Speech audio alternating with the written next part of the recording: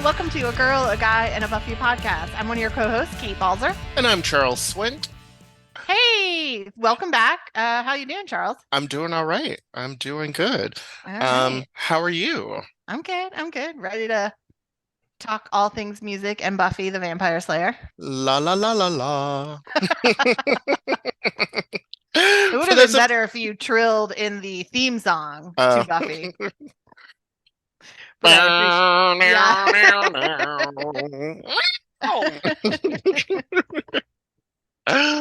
Oh, for those of you who are just joining us for the first time, we are two friends who've been watching Buffy the Vampire Slayer. Wow, that was weird. We're two friends who've been watching Buffy the Vampire Slayer for since the beginning, and this is not a rewatch podcast. This is a spoilery podcast, and we were talking about big bad themes. And this season, our theme is pop culture. So this season, we've been talking about all things pop culture in Buffy the Vampire Slayer, and this episode is all about music. Yes. Da-dun, da-da. Da-da-da. Hey, as you can tell, we're going to do musical cues during this episode, so apparently. We did not discuss this, but it's coming out. Wait, I don't know if we can sing all of these. Yeah, I was going to say. There might be some copyright. There might be some copyright issues. I sang less than 30 seconds of it. I think we'll be okay. I think so too. I think we'll be fine. Yeah. So, Kate, what's your experience with music? Like, what's my personal experience? Yeah. Well, I mainly it's been around piano. My mom put me into piano lessons around like the age of like 5 or 6. Mm-hmm. And I took piano lessons for about probably 10 years. I was about 15 or 16 when I stopped. And it really wasn't because I didn't like it. It was because I started getting into a whole lot of other activities in high school. And then it was around the time that we had moved down to Georgia.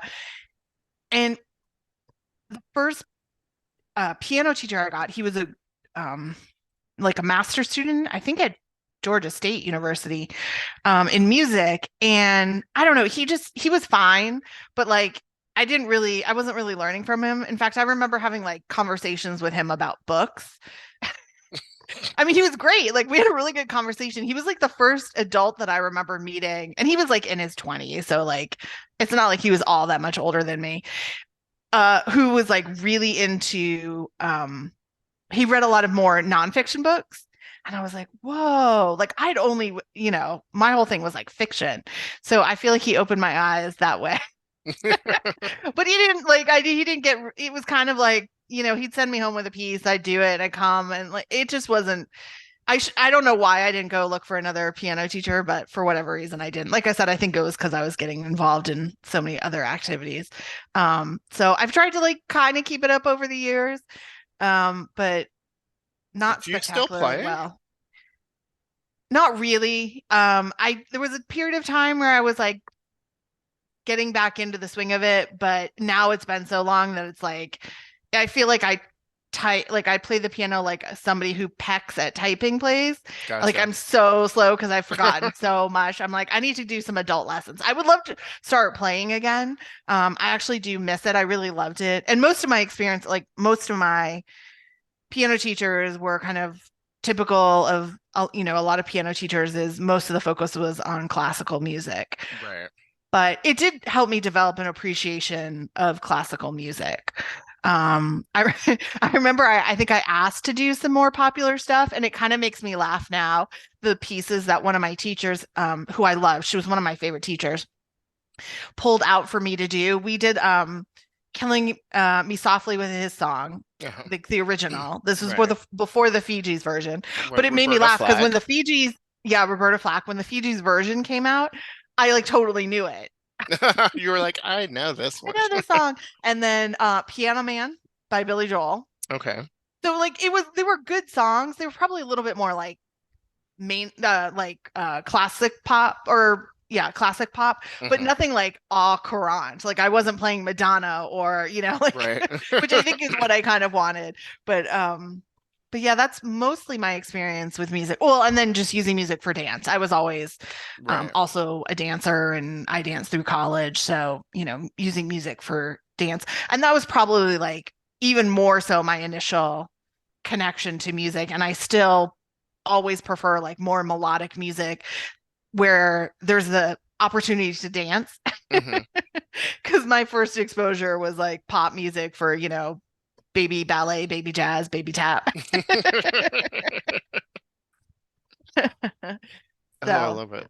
yeah. So tell us about your experience. Mine is so mostly mine is in chorus. I did chorus like all through like elementary school and middle school and high school, and even into college. So I did, I was in all kinds of like chorus groups and you know, I, I did madrigals in high school and chorale and all of that nerdy, chorus stuff. So did a lot of like classical music, a lot of classical songs and a lot of classical pieces and and Latin and the requiems and all of those things.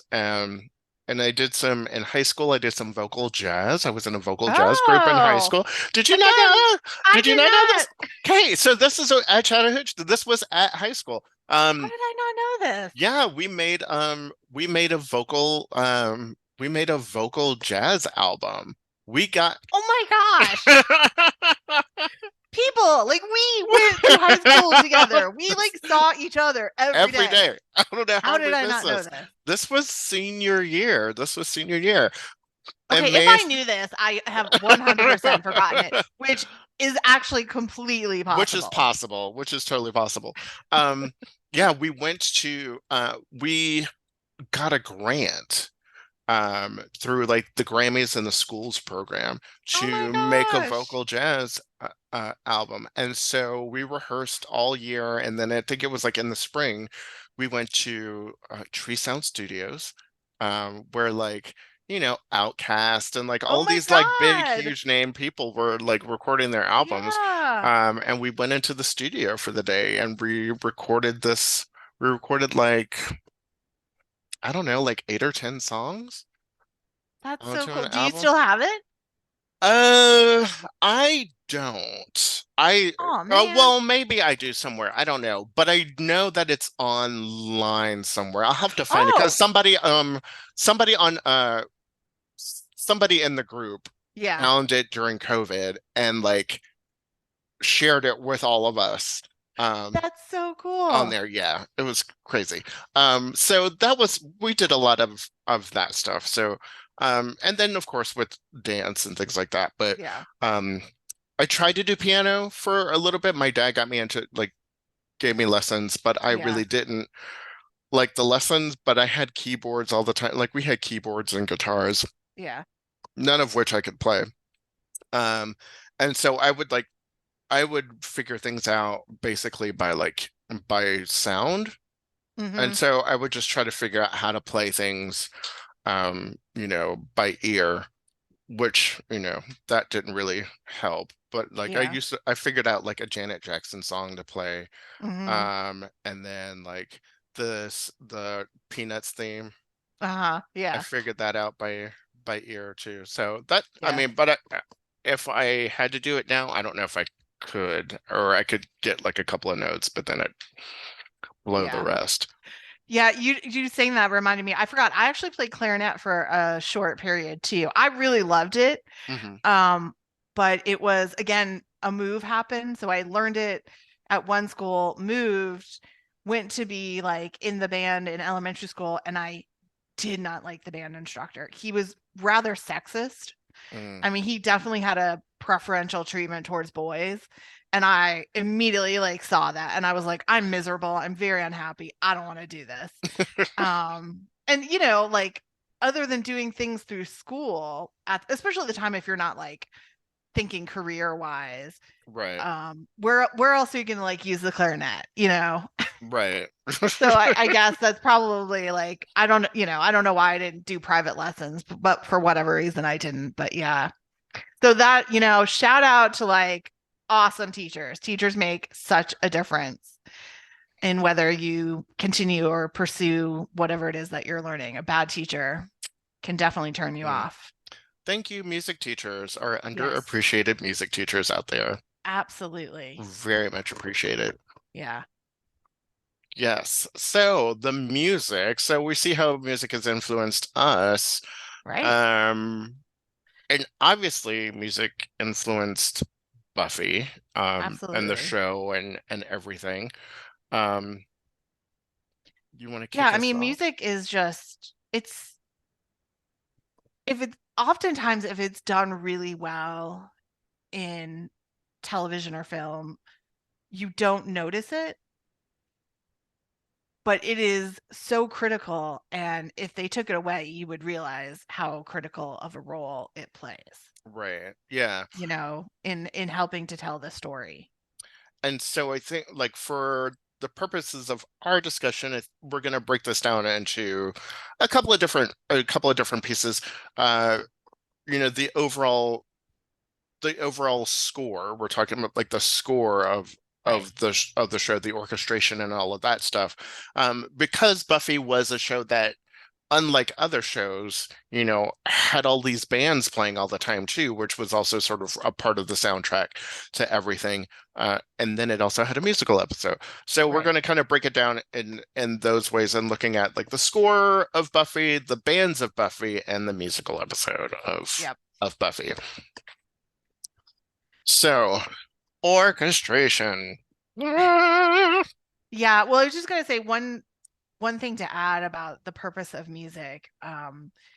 And I got this from a website called CNI Studios, and I think it's just a great couple of points to remind us about how important music is. So it helps create atmosphere, it sets mood and tone for a scene, adds depth and texture to advance the scene or story. It's a way to communicate to the audience without words, and it definitely provokes emotional reactions. And that certainly applies all of that to Buffy's score. Right. Yes. Um, there's there's so much to talk about it, and like the way that they sort of create these suites and Yeah. these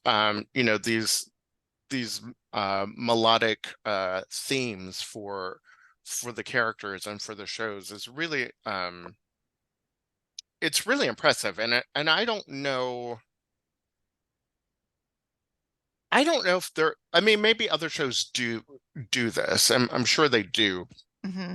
but I don't always notice it as much. I feel like, and I think for me, like listening to, and maybe it's because I haven't watched them as much as I have with Buffy, but I just like when those themes are coming, I can recognize those themes, like the Angel and Buffy theme, like that. Yeah. Yeah, like those are things that Like the gift music, yeah, the sequence in the gift and the sequence in Chosen. right. Those very much stand out to me. Or the sequence from Hush. The Restless Suite is Yeah, the another Restless one. Suite. Yeah, Um, absolutely. that just feels, I mean, again, those melodies feel so, those suites feel so iconic, and are such a huge part of uh creating it, especially because it's part of this sort of, it was this mixed genre horror comedy drama sort of situation.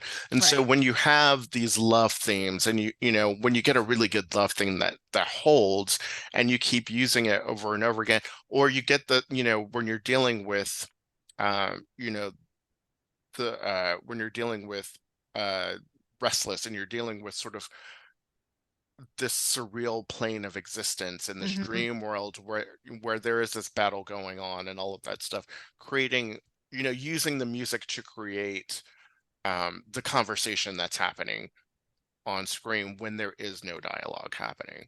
Right. Yeah, I mean, I agree. I think certainly out of the shows I've watched, while they're all scored and the music plays an important role,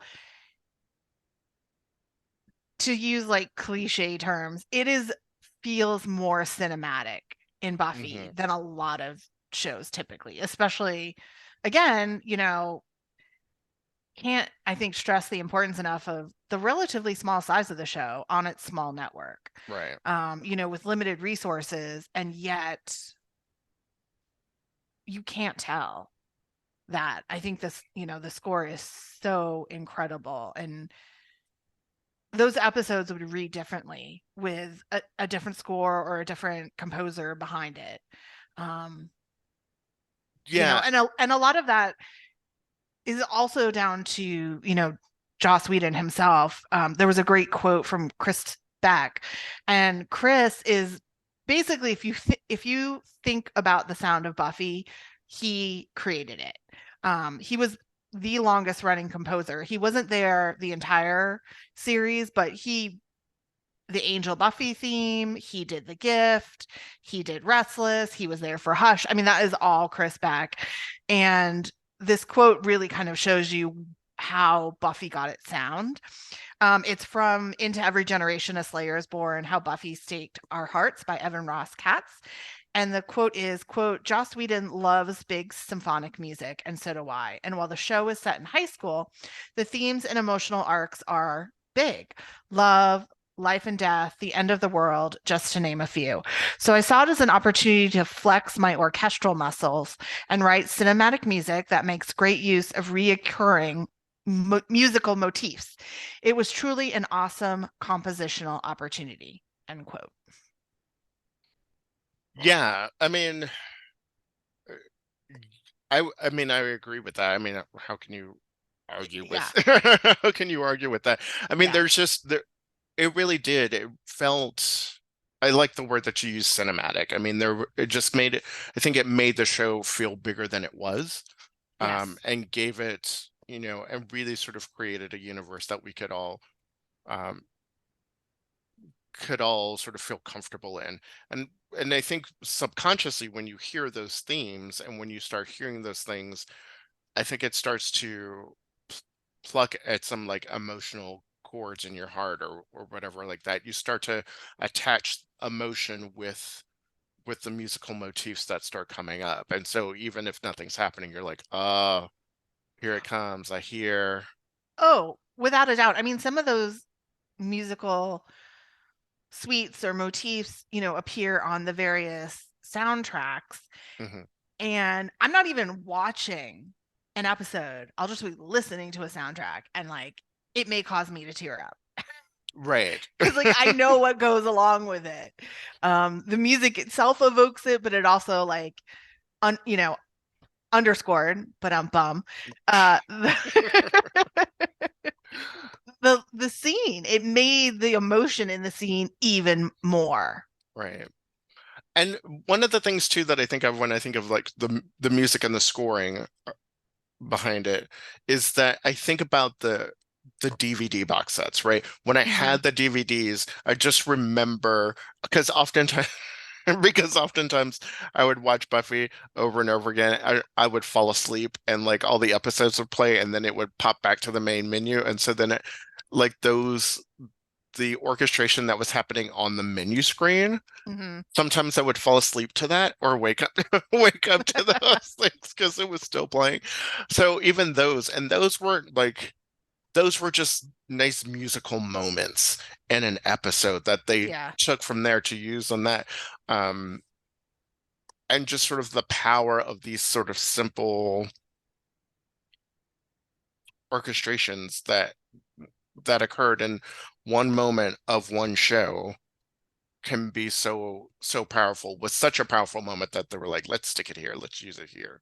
Yeah. Um, so I think we would be remiss not to talk about, although it kind of overlaps a little bit, but to talk about the theme itself, like the theme song of Buffy. Um, Yeah, absolutely. I don't know if you learned this in your research. I learned something that was new to me. Apparently, how this all happened was they had hired a professional composer, and Joss Whedon was not happy with what they were coming up with for the theme. And it turned out a friend of Nerf Herders, who eventually created the theme song, turned Allison Hannigan onto their first indie release. Hmm. And she became such a fan that she shared it around with like the crew and cast, including Joss Whedon, and he loved it. So he reached out to them and had them write the theme. He wanted something like much more punk and, basically what we got. And that is how Nerf Herder wrote the theme song to Buffy the Vampire Slayer. Thank you, Allison Hannigan. I know. Thank you, the friend of Nerf Herders, Right. for turning Allison onto it. I think that's so cool. Yeah.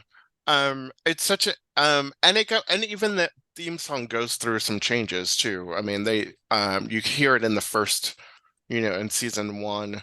Um, it has a little bit of a grittier theme, but I think as it goes on, and I think by season three we get sort of the more like polished, I Yeah. think sort of the polished version.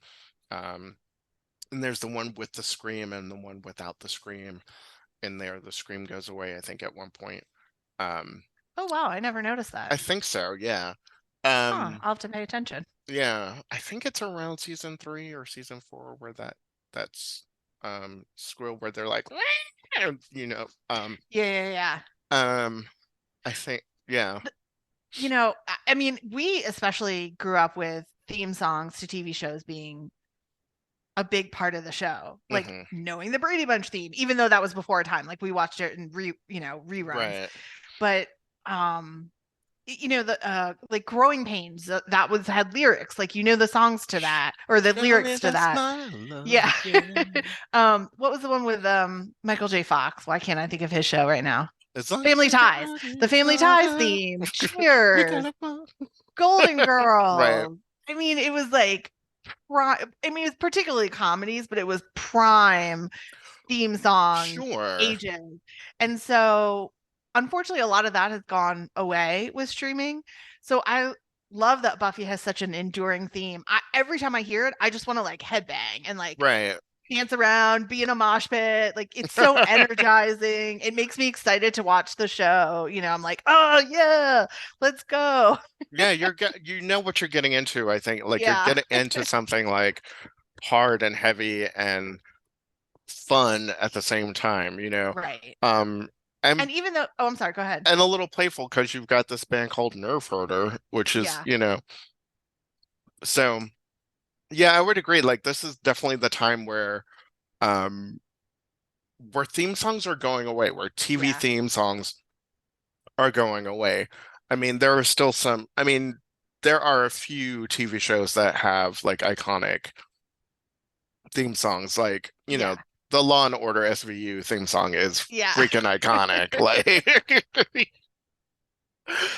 uh, Absolutely. yeah, but yeah, yeah, that's my superpower is that I can, name a TV theme song and I can, um, tell you what I can sing the theme song from I it. love it. It's a good superpower to have. Yeah. Well, and it's also, even though it's very of its time, it's also very timeless. Yeah. It doesn't necessarily feel, partly because obviously like punk and offshoots of punk music endure. Hmm. So it's not like punk's gone away and it feels like, oh, that was only from like the 70s to the 90s. Right. Um, but yeah, if I listen to it, I'm like, oh, it definitely evokes that age of like punk and indie music in the 90s. But at the same time, I'm like, it doesn't feel dated. I'm not like, oh gosh, that theme song feels so old. Right. It's not like you're listening to like the theme song from like Dynasty or something like that, which Right, has a very exactly. like da, da, da, Yeah, this like exactly. grandiose sort of like weird um Yeah, orchestral absolutely. thing. Although that is an iconic Yeah, theme song. yeah, Um it's yeah, true. and so yeah, it's a great theme song. I think I Hmm. mean it holds and like you said, we start to get away from theme songs and having that with the advent of streaming. But also I think just a lot of dramas started to, just TV shows were like, let's get into the action. Like this feels like um an unnecessary thing to have because now we're just going to like run people's names at the bottom of the screen, and we're not going to do the thing where it's like, oh, starring so and so, and you need that time to introduce the actors in the show. And it becomes less about the actors in the show and more about, you know, the show itself. Right. Yeah. I mean, I think that was a combo of like the changing landscape of television and then also TV shows getting shorter so they could fit in more commercials Hmm. or longer commercial breaks. So it was like, hey, if we can cut somewhere so we can tell more story, that's an obvious place to cut. Right. So, Hush, and Hush. while where there is nothing but music because there are no vocals, Right. um, and like the importance of that and how that had to fill in, how that fills in the space, um, and how the music conveys the horror, Right. and the comedy of it all. The horror, the comedy, the drama, the action, like it has Hmm. everything. I mean, that soundtrack has everything, and it is so overscored, like not overscored in a bad way, but just like it is the focus of that episode. Right. Absolutely. It's like it takes what silent films did like 100 times up. Right. Um, and you just yeah, it evokes the scariness. Hmm. And then the fact that like nobody can physically talk. It's not like they're doing a silent episode where they've just decided not to do dialogue, but like that ability is taken away. And then you have these incredibly creepy looking creatures. Hmm. Um, it might actually be one of the, particularly when you first see it, scariest episodes of Buffy. Yeah. I think you could argue.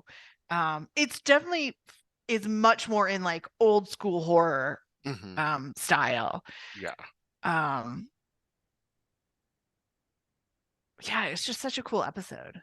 I mean, and to do that, I mean, you've been going along, especially like, and it's a brave choice to do an episode like that too, because especially by this time in season 4, you're talking about a show who is touted for its dialogue, for its snappy banter, and its Right. witty comebacks, and all of this stuff, and then right in the middle of that, you just take that all away. Yeah. Which is exactly what he wanted to do. That was the Yeah. whole impetus for the episode. And to rely on the strength of your cast and their acting abilities and your Yeah. and your storytelling. You Right. as a storyteller to be able to convey these emotions. And a lot of stuff happens in that episode too. Yes. It's Tara and Willow. You know, it's Xander realizing that he truly loves Anya. It's Riley figuring out who Buffy is. I mean, so much happens to everybody in that episode. Right. Um, you know, Well, and the episode shows that particularly with these characters, words can often get in the way. right. They didn't truly communicate on some of these issues until their ability to do so with words was taken Hmm. away. Right. Um, and they really had to uh I don't know, step up and or they just it was more that they had like well it was a combination of things like you said Xander had his realization. um I think not being able to speak probably got Tara over some of her shyness. So she was really forced to reach out to Willow. And then, of course, Buffy and Riley couldn't hide anymore behind Right. their facades, and the truth about what each of them do comes out. It's that action speaks louder than words sort of situations. I For mean, sure. Yeah. sort of instinct taking over. I mean, Yeah. especially with Xander and Anya, like in that moment, Absolutely. and even with Tara and Willow, like Hmm. them being able to do magic together, and like Right. that moment of, oh, this we can really do this together. Yeah. Um, yeah, it is such a great episode.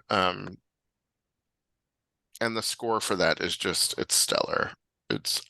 I wish I knew more about sort of like some musical motifs as much as or as much or as little as I know about about music. Yeah. Um, I'm sure that there are some really wonderful there's some clever something other story being told in uh in a lot of these suites and things like that that I would love to know more about from the Yeah, it would definitely be a composers. fun to take some sort of course on the scoring composition of Buffy. If any of the composers of Buffy are listening right now, that would be great. We would love to talk to you about what that was like composing these things. What was the musical motifs and stories you were telling with those notes? Yeah. Please reach out to us. So, soundtrack of Buffy the Vampire Slayer, just as important, I think, as the original score. It's certainly one of the first shows for me that it caught my attention. Between the fact, like you said, they have the bronze, so you had bands appearing, weekly or every few weeks, depending on when a scene was shot at the bronze. But then a lot of that music was used in key moments of the series as well. Yeah, so right. Because the thing that they chose to do, so we're in the 90s and we're teen shows. We've got like 90210. Right. Music is really there's a lot of, cultural music references happening. Mm-hmm. People are using pop songs on TV shows, but Buffy, they make the choice not to do that, at least very often, and to go with more of a grungy um sound for this small town.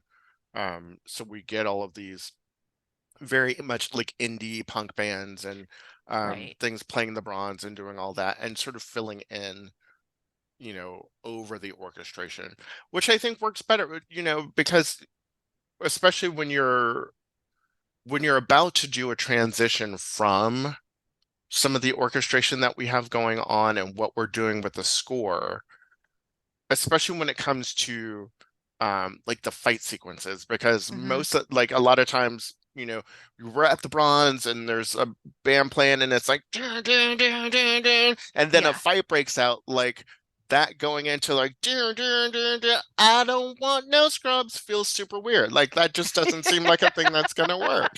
So like you have to come up with a sound that complements what you've already created as the score. And so or so The sound of the show. yeah, Yeah. and what that is.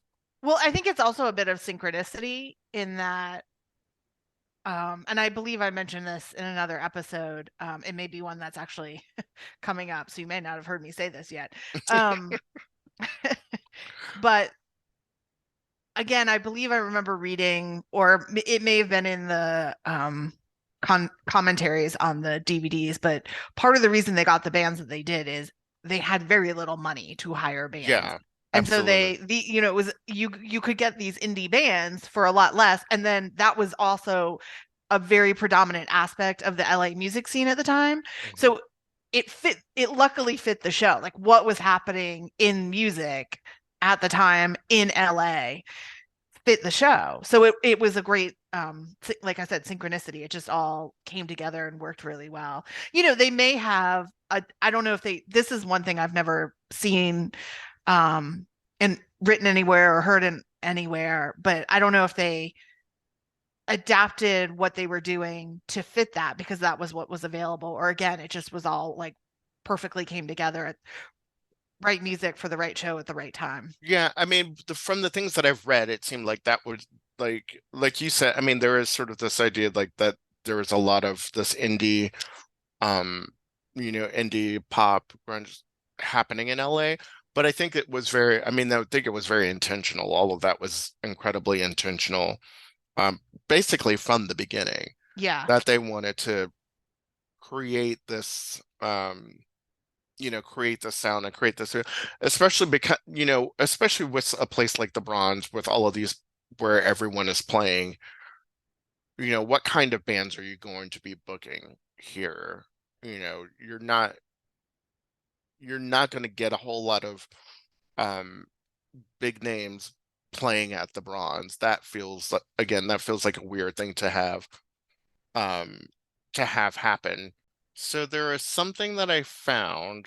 This was from an older article, but just talking about sort of the influence, um, is that after, like, even after the show was over, Hmm. there was a UK pop band, a pop punk band called The Potentials Oh, yes, that I saw sprung that. out. Um, and so, and everything that they did was about like being a potential slayer or a superhero, Yeah. and all of that stuff. And so they wrote songs about witches and vengeance demons on the Yeah. internet. And it was all like Riot Girl, like, you know, Riot Girl music. So I think that like the influence of the music on the show went well beyond, continues to inspire people. Um, and groups well after the show is over. Yeah. Oh, and then I love the fact that Nerf Herder is the last band to play at the Bronze. Yeah, That was awesome. That it's was like good for you. very fitting. So fitting. Yeah. Which actually, oh, just saying that reminds me, I was gonna say the other thing about the bands um used both at the Bronze and just, the music used in the soundtrack for the show, what you were speaking to about it didn't tie into what was popular at that period of time. Like Hmm. none of the artists that were in the top, 40 were going to be on Buffy. It also spoke to the cool factor of the show and the cult nature of the show. Hmm. Because if you really liked some of the stuff you were being exposed to, it was like, I'm sure a lot of your friends were not didn't know of it unless they were also Buffy fans or happened to Right, be like way into, indie punk music. right. Um, so it gave you this like, hey, I'm listening to like some deep cut stuff that not everyone knows about, Do you know about these guys? Yeah. Right, exactly. Well, and I feel like that's kind of where sometimes I like it and I think it works, but it is like the one when Michelle Branch comes on, I think it is kind of the one time that it was like, oh, ratings grab, but the song is so good and it Yeah, worked because I remember that song was everywhere. That true. song was like everybody knew that song. That song played once an hour, every hour It's true. on every station. It was in heavy, heavy rotation. So for them, it was a huge get, Right. you know, and it was UPN years. So I think they True. needed something they were also probably looking for, a ratings grab in that moment. I'm glad that it paid off though. I'm glad that like it was one of those things where it works because she's so youthful and because that song specifically worked so well with everything that they were doing in Tabula Rasa. Like it Right. really sort of saying goodbye to all these relationships and stuff like that. Like it really worked in that. Otherwise, I feel like it could have been a real big miss for them. Yeah.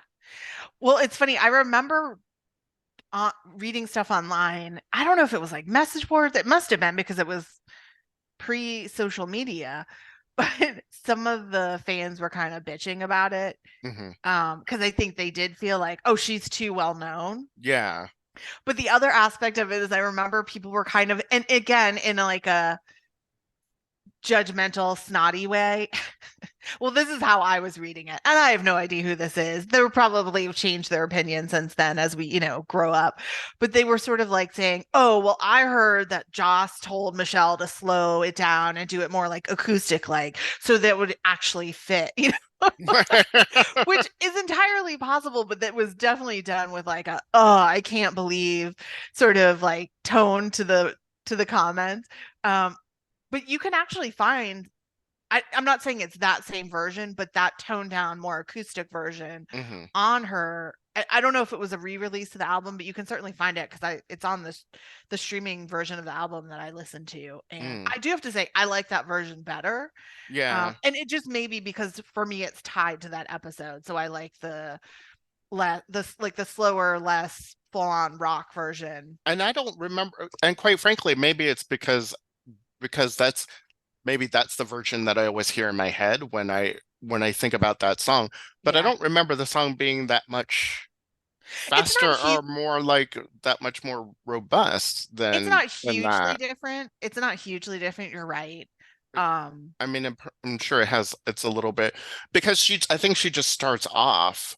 I think probably the first part of it is stripped down a little bit. And right. then when she gets in, because they bring in the drums and all of that stuff. And then at the end of it, she gets a little bit more. It's probably just, it's like an unplugged session or whatever, like of the song, Exactly. you know? Exactly. Yeah, I think it just may feel maybe a little bit sadder Yeah. um in that version, which obviously works. So I mean, yeah, it's a sad song. I mean, it is a sad song. All right, we discussed in the musical. I've got a theory.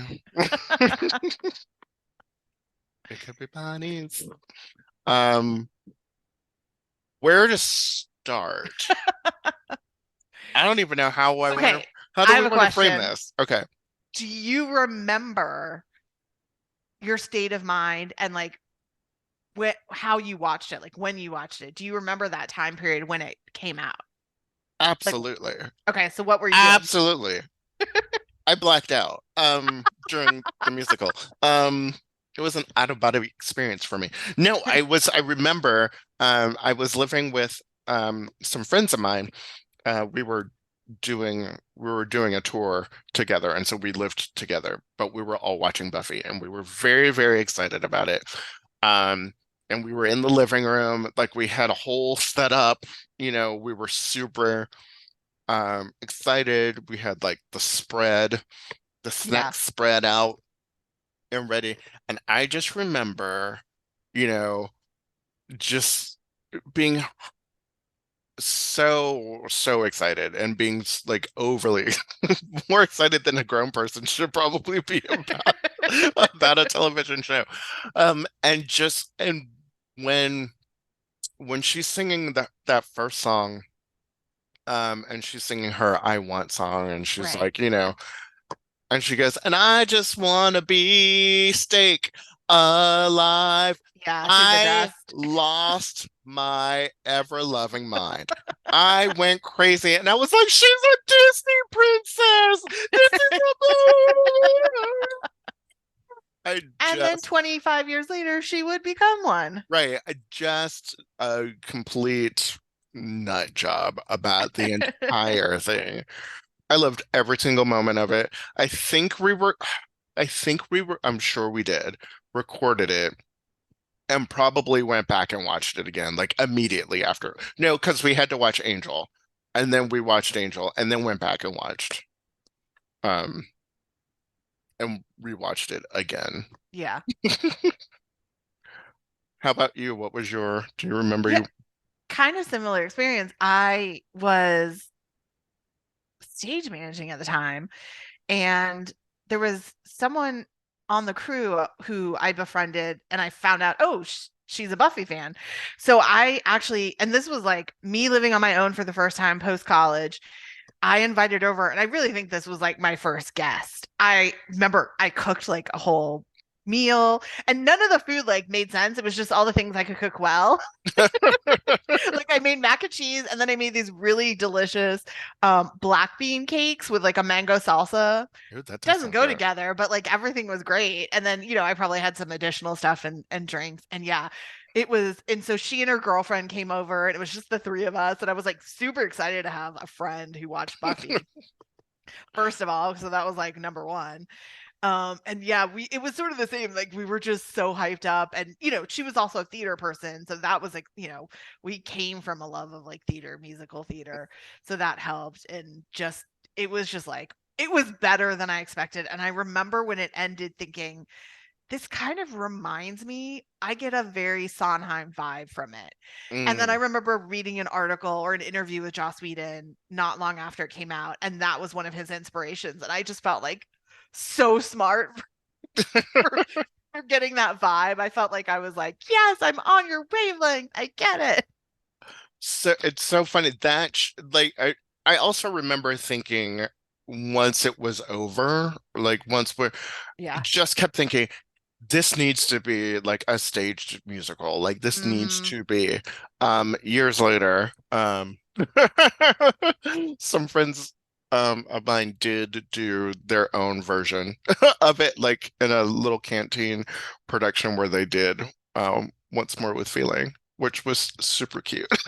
That's awesome. Um, it works really well as a stage thing, and they do it at they used to. I think they still might do it at Dragon Con. I know they used to do um sort of the Rocky Horror version of it. Right. Um, Yeah. I was so lucky enough to go to one of those before the Fox shut it down. mhm. It was in this awesome historic movie theater, like old school movie theater in Chicago. And I remember so much because I was with or I volunteered with an organization, and that day was their big annual fundraiser, which was a day of service. Like you went out to schools and did kind of like the way Habitat Humanity, Mhm. but you're not like rebuilding a school. You're just going in and like repainting or cleaning up things, or just kind of helping out schools that were in like lower income neighborhoods, so they didn't always have the resources they needed. Anyway, that's neither here nor there. But like I was at that all day, and then I was going to the showing of Once More with Feeling that night, and I was so sick. But I was like, I am not missing out. I did my volunteer thing. I rallied. I like came home right away and showered at 8. Did not let myself like relax at all because I was like, I am not falling asleep. This is like my one opportunity. You are pushing through. And I pushed through, and it was so much fun. It makes me so sad that they can't do those anymore Yeah. because it was like if you've never been to one and you're thinking to yourself, oh my God, it must be the most amazing thing to be with so many Buffy fans watching the iconic episode and singing along and people dress up. It is that and more. It was everything I had ever hoped it would be. It was phenomenal, Yeah. phenomenal. I love it. I think I it's so know. much fun. It was so good. So anyway, as to the quality of the episode, Right. I yeah, it kind mean, of wasn't that good. I don't know what we have to I talk don't about. know. There's nothing to talk about. It's just, I mean, Well, I it's think we've mentioned the episode before, I think in other episodes of our podcast, we but have. to Yeah. reiterate what we've said before is, this was not a commonly done thing. And when it had been done previously, well, first off, there was, as we mentioned, that cop rock show, which was Oh God. terrible and like died almost immediately. I can't remember. I Had there been a musical episode? I think there had been before, but it it was maybe one or two. Yeah, I don't think there wasn't a whole lot of um I don't think there was a lot out there. No, I Um mean this basically set the precedent. Um, you know, the fact that like Scrubs and as you said, was it Star Trek Discovery, and mhm. even though they used not original songs, but the Grey's Anatomy one, like none of that probably would have happened without the Once More with Feeling. Yeah, for sure. So I'm just doing a quick like so yeah, when we're looking at I'm looking like when you look at stuff when you saw musicals on TV, like you were looking at more um you're looking more at like musical productions being done as um as something that happens on TV, but you're not really getting um you're not really getting uh, like these episodes. You're not getting like an episode of a show. Um I mean maybe and again like mm, you get singing in shows like if you go back to like the Brady Bunch or the Partridge Family or something like Right, that, right. you've got those sort of singing kind of things, but post in a post Buffy world, everyone does a musical episode now. Like Hmm. it's the thing to do. Yeah. Like everyone does it. Yeah. Um, you know, so it really just sort of set the scale. And I just tried to do a quick Google search to see if I could find anything, um, sort of pre-Buffy, and nothing that I see is really coming up. In doing the research for this, I know I came across like I believe it was one or two, and I apologize, I did not make note of it for some reason. But yeah, I mean, it was basically Buffy and then whatever came after Buffy. It Yeah. definitely set the precedent. And I think partly why is, which is maybe why those previous ones didn't necessarily work. And I say this not having seen them, but one of the things that Buffy did really well is it tied it to the story. It advanced the story. It wasn't like a one off, like, oh, we're going to do this wacky thing for ratings, but it doesn't really matter to the rest of the series. Like, as we talked about, somebody had posted on one of the Facebook groups that they skipped the episode because they don't like musicals, and everyone was yelling at them, you have to go back and watch it. It is so critical to what happens in season 6. Like, Oh yeah. even if you don't like a musical, you cannot miss this episode. It is not a one-off. It is so integral to everything that happens in season 6. Well, and it's one of those things that if you actually skip that episode, yeah, like, or you could watch that episode and figure out everything that's happening in the show solely based on just watching that one episode. I think too, because of the success of that and because you see how that works so well, we get other series, like we get like musical series like My Crazy Ex-Girlfriend, which is a Yeah. great series. That's a musical series. Um, there was Galahad. Oh, I forgot about that. I did watch Um, that one. and so the idea that a television show could be a musical does work. I love that the cast was up for it, and that everyone participated as themselves, even if they weren't a strong singer. Yeah, for sure. Um, and I know like Allison Hannigan has been quoted as saying like she singing is not her thing, so she kind of pulled back, and then afterwards was like, "Damn it, I wish I had actually like just gotten over my fear and had a song or a duet or whatever it was." Right. Which I get. As me, like I love to sing, but that is not my strong suit either. I mean, I get that like it's one of those things, I don't know, maybe just as a non-singer it resonates more, but it just feels like one of the most terrifying things to put yourself out there for when you can't because people are so judgy about it. Yeah. I mean, it's true. I think and people are very judgmental about it. Yeah. And so, um, but then when you look at what Allison did on Dancing with the Stars and see Right. how like amazing she did and like how many people she moved by, overcoming that fear, Hmm. um, it's really great. And it's, because I just like in some of my research on this, I just think it's interesting too, like the musical background um of the artists, of the actors in the show. Oz has some musical background, but then you've got like, I mean, Giles, who was in Rocky Oh, of Horror, course. and Yeah. and all the And times that he sang, James. and James, with his band, and that's the other thing too, is like all the times that Giles sang, we didn't even talk like, Oh, in yeah. terms of that, like, and his Too bad they couldn't have him do it more often. yeah, because I mean, that would have been a great midlife crisis in season 4 for him to like have more gigs. right, where Giles is just playing the Brahms.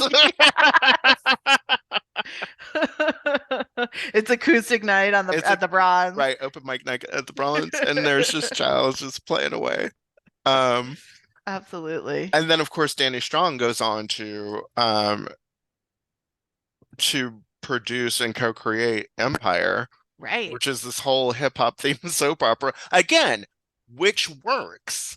Right. Like it's a drama that has this musical, element into it. So it really um kind of worked in that way.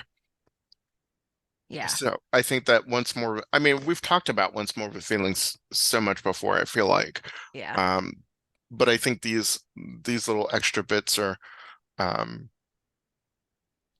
are kind of key. Yeah. Okay, so here comes the question. Okay. Favorite song? It's the duet between um Giles Tara. and Tara. Yeah. Damn it, that was mine. Yeah, it's my favorite. I think we've talked about this offline. Maybe that's what it is. Yeah. I know that they're like the overlay of the music, their voices, it's gorgeous and it's so emotional. Like I get everything that they're feeling in that moment. Oh, that song lives rent free in my head. Like Oh, a hundred literally, like percent. I'm constantly Yeah. like so much shit. I remember after that I went and bought um his album Music for Elevators um Oh, uh-huh. that he did because Amber Benson was on it. She did some background vocals Okay. on that. It was pretty good. It was an okay. It wasn't necessarily my Cup of tea. exactly what I wanted, but it was still good. I enjoyed it. Yeah. Okay, so as we wrap up, I've got my trivia. Oh, okay. The Great. thing I was super excited to tell you about, and Oh, I right. really hope you don't know because I want to like be able to tell you, be the one to tell you. All right, so one we've already discussed and you know, but one of the cool connections between one of the cool many connections between Buffy and the movie Bring It On is that the score was done by Chris Beck, who was doing Buffy at the time as well. Hmm. So that was cool. Right. Okay, here's my big one. So I was re-looking up who did the vocals for Jonathan when he sang that beautiful song at the Hmm. Bronze during Superstar. I wanted to like confirm it was who I thought it was, Uh-huh. and I was correct, but then this is where I discovered all this new information about that person that blew my mind. So, do you know who it was that did the vocals? Because it was not It wasn't Danny Strong. Danny Strong singing. No, correct. They brought in a vocal double. I do not know who it Okay. is. It, it was Brad Kane. Do you know who Brad Kane is? I don't know who Brad Kane Okay. is. Brad Kane is probably most well known, and this is what I knew him from, as having done the vocals on Aladdin, the original Disney animated Aladdin. So like Oh, okay. it was, they had different they had actors to do the speaking role, and then they had brought in two singers to do the singing role. And Brad Kane did Aladdin. He was Aladdin's Oh, song double or whatever you call it. Um, Here's where my mind was blown. Did you know that Brad Kane played Tucker Wells? oh. I had no idea that he also played Tucker Wells. So Tucker and the one from um Yeah, from the the prom, he's prom, Andrew's brother, and he's the Andrew's one that brother, released the Hellhound. is is the vocal double Correct. for Jonathan. Yes. And wait, here comes the next part. Guess who he is married to?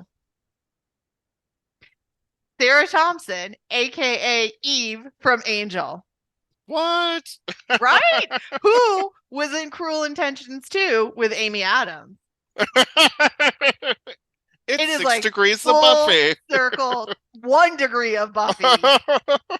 The whole like him playing Tucker and him being married to Sarah Thompson blew my mind. When I was reading his like info and it said married to Sarah Thompson, I was like, that name is awfully familiar. And I was like, I think it's Eve. But let's face it, like a pretty common name. Sure. So I I further Googled and I was like, sure enough, it is that Sarah Thompson. That's I was wild. like, mind blown. So that is my like fact of the podcast. Okay, so that's a good one. So the person who's singing the song that's it's off the new album in Superstar Right. is the guy who releases the Hellhounds Yep. in the prom, who is married to the sassy administrative assistant from the senior partners from Wolf from Her Heart She was and the sees the liaison. liaison, the liaison to the season to the senior partners of And Wolf who of My sang Heart. all of Aladdin songs And in the who sang? original Disney animated film. Yes. And I think who has a beautiful voice. Like that actually is one thing I was really bummed they didn't do on any of the soundtracks is release him singing that song. Yeah. I wish there was a way you could get that song. If you know of a way to get that song, please send us an email and let us know. Because I would love to find out. Like if it's available somewhere that I did not know about. That was worth the wait. That was definitely. Yes, I'm so glad I like really wanted to tell you the other night, and I was like, no, I'm gonna save it for the episode. Save it for the podcast. That was good. That was good. I did not know that. I did not know that at all. That's very cool. I love that. Yeah. So. Oh my goodness. All right. Well, thanks everyone so much for listening. We hope you enjoyed this episode of A Girl, a Guy, and a Buffy podcast. Yes, and if you like what you heard, please like and review us, and leave us a little message and tell us what you think, and follow us on Facebook and Instagram at A Buffy Podcast. You can email us at abuffypodcast@gmail.com. All right, so thanks so much, and we will see you next time for our It's coming up. We're coming up on the end of the season here. Okay. Yeah, absolutely. Yeah. Thanks so much. All right. We'll see y'all next time. Bye. Bye.